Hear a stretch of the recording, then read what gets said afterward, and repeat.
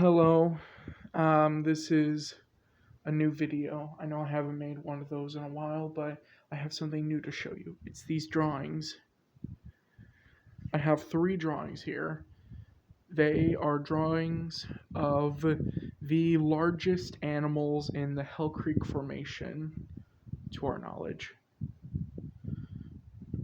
So, we're going to start with the leftmost one, that being Triceratops horridus.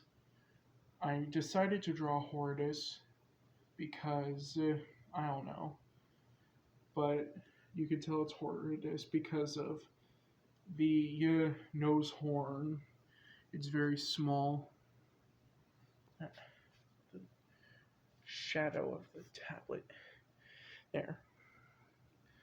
See that? And I also added some details here. So I had to look at my Beasts of the Mesozoic Ceratopsian figures in order to find out how their feet were structured. Apparently they got was it like 5 toes in the front, 2 of which don't have nails, and 4 toes in the back, all of which have nails, apparently. I took some inspiration from longhorn steer with the dark tips at the horns. You can also see the jugal horn there.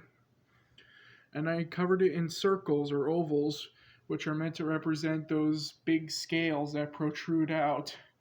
And I also gave it tail quills. Whoa, my shadow got in the way. I gave it tail quills in a reference to Psittacosaurus, how it had tail quills, and it was a basal member of the ceratopsids. Next one, most famous dinosaur, arguably most famous dinosaur, the most famous. Can't introduce it enough. Tyrannosaurus Rex. Now, you might notice some things that are different with it than other depictions of Tyrannosaurus Rex. See, I looked at pictures of that sculpture of Sue that they made. You know, that one sculpture that was like covered in skin, and they made it of Sue, and they dubbed the sculpture Fleshy. Well, I based it off of that picture, as you can tell by the pose. But I added some different things. So for one, I added some quote unquote facial hair. Not really hair, they're feathers. See, it's debatable whether Tyrannosaurus had feathers or not. But I like to say that they probably had a little bit. Not a lot, though. Kind of like elephants, how they have a little bit of hair covering them sparsely. I think that's the same case with Tyrannosaurus. Like, they had a little bit of feathers on their body, but not a lot. I decided to be a bit more speculative by adding feathers on the chin and the sides of the jaw here. Again, it looks a lot like a scraggly beard. I also added some feathers on the arms there, on the head or neck, a little bit down the back, and finally on the tip of the tail.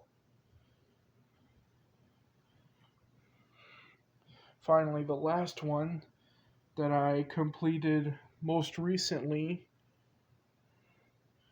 the Edmontosaurus. I don't know what species I modeled this off of. I don't know if it's Anectins or Regalis. I don't know. But I added the sort of keratin sheath that goes on the beak there. I added the little head crest. And I made the feet more hoof-like.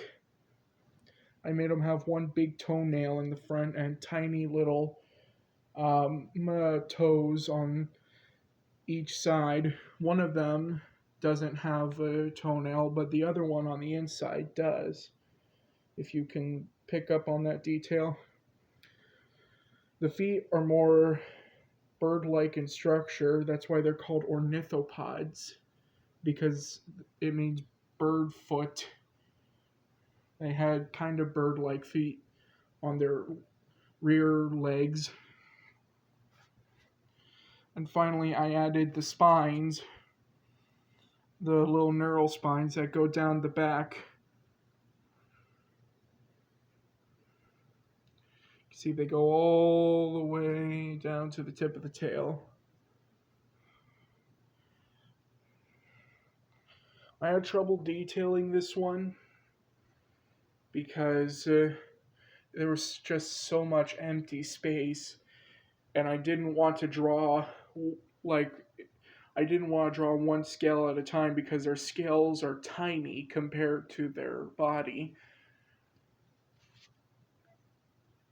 By the way, I made sure that all of these drawings were made to be relatively, comparative in size to each other. I drew the T-Rex first, then I used the size of the T-Rex drawing to determine the size of the Triceratops drawing so that they were accurate in size to each other. And then I used both of those to determine the size of the Edmontosaurus, because Edmontosaurus had Edmontosaurus was this huge animal. The adult Edmontosauruses were actually bigger in size than adult Tyrannosauruses, which is very surprising to know. Come on, focus. There. It's surprising to know that Edmontosaurus was larger than Tyrannosaurus rex. But of course, it's not surprising to me because I don't see Edmontosaurus as this feeble fodder animal that just sits there and waits to get killed by all the predators. No, they would have definitely been able to absolutely wreck a Tyrannosaurus. If, like, a healthy bull Edmontosaurus were to fight a healthy adult Tyrannosaurus, I don't think the Tyrannosaurus would stand much of a chance. I mean, if you've seen how much damage a deer can do to a person, imagine how much damage a giraffe can do against a lion. Then imagine how much damage an elephant can do. It's crazy.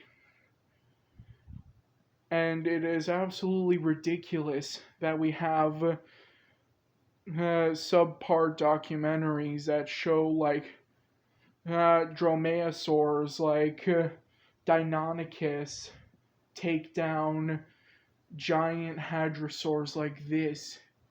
Because that would be like having a pack of foxes fight an elephant.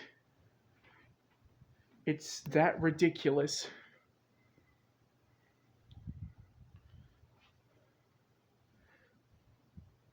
Anyways, that's my video. One more close-up on each of these.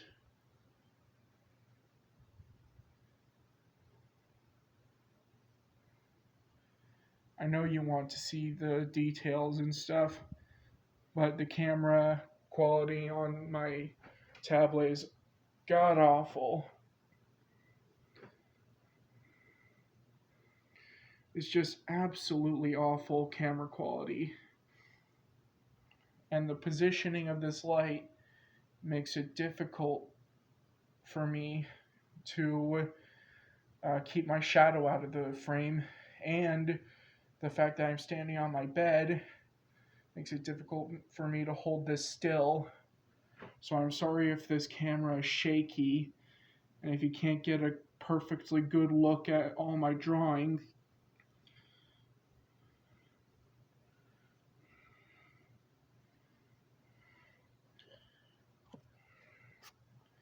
Anyways, that's my drawings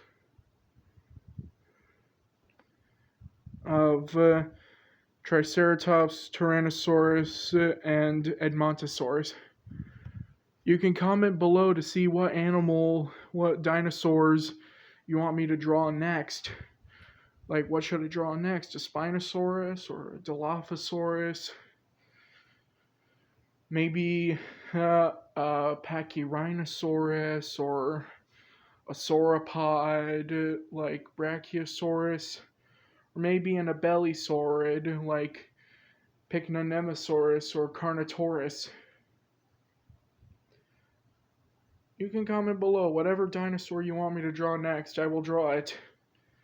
I will look at how big it was and draw that in accordance to the size of the drawings of these animals.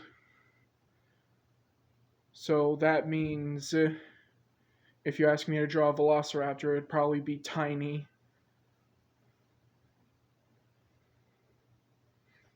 Anyways, bye.